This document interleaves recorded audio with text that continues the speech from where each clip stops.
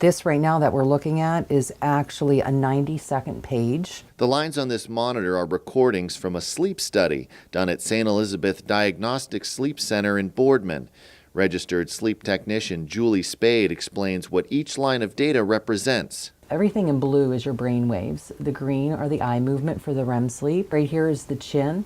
You can actually see the snore microphone here. The snore is bleeding through, so you can see the snores. Other data recorded includes heart rate, muscle jerks, and oxygen levels. So you can see she kind of is diminished with that breathing aspect. The signals get lower, and you can see that the snoring is no longer there because that airway is actually collapsing. This patient is showing clear signs of sleep apnea, one of over 100 classified sleep disorders.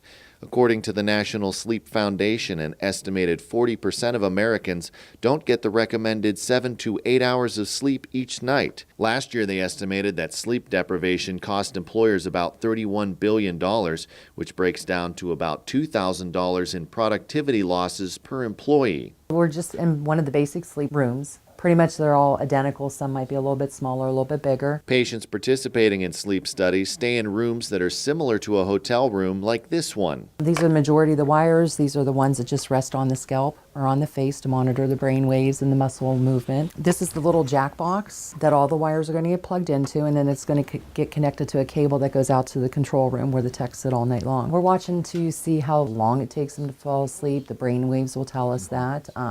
We're making sure that there's no issues with the lower heart rates or heart problems. During the study, you're watching, of course, for the snoring and the obstructive sleep apnea where the airway's closing off and you're not breathing. Probably the three most common you mentioned: obstructive sleep apnea, restless leg, and insomnia. Joe Petrola is director of sleep at Southwood Sleep Center in Boardman.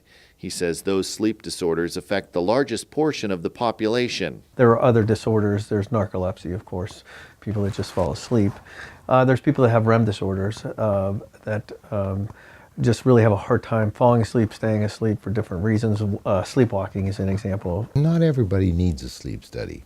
There are some people that we definitely have to do a sleep study on because it sounds like they have pretty significant sleep apnea. Dr. Michael Lilius of Southwoods talks about two types of apnea that affect patients. If they stop breathing, is it because it's an obstructive event, something happening here, or is it because it's a central event and the brain is saying, don't worry about it, you don't have to breathe? And these sleep disorders can lead to other serious conditions. So if you have severe obstructive sleep apnea, you end up, or potentially may end up with other comorbidities like uncontrolled hypertension, type 2 diabetes, atrial fibrillation. This is especially true in heart patients. Heart patients that come over from the heart doctor, you know, they may be having episodes of congestive heart failure during the night, and we can actually pick that up sometimes on the sleep studies. But doctors say all disorders, while serious, can be treated. There's some medicines for restless leg. Lou Nudo is director of marketing at Lifeline Partners. With sleep apnea, the CPAP machines are usually what happens.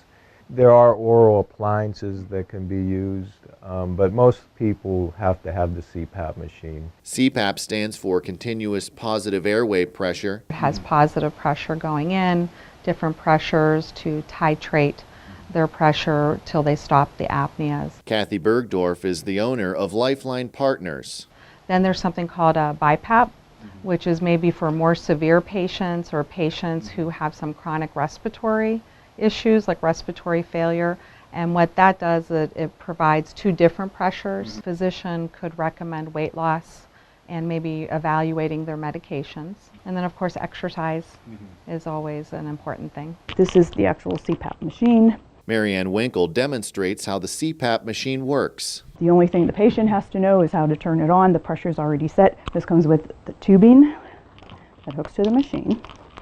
Say Lou chooses, this is the mask that he likes, and we'll explain to him how to use it, how it fits, how it goes on. What we find is that when people are compliant with it, their energy is up, they lose weight, their blood pressure goes down. For those with insurances that won't cover an in-lab sleep study, Lifeline Partners has an at-home test. And it's just a lot less channels, and the only thing we look at on a home study is your breathing, chest movement, oxygen level, heart rate, and airflow. Once they get it started, it just records all night. They don't even have to turn it off in the morning. They just take everything off, bring it back, and then we download it, score it, and then that's the actual sleep study that the doctor gets. You can read the story behind this video in the mid-December issue of the Business Journal, out now.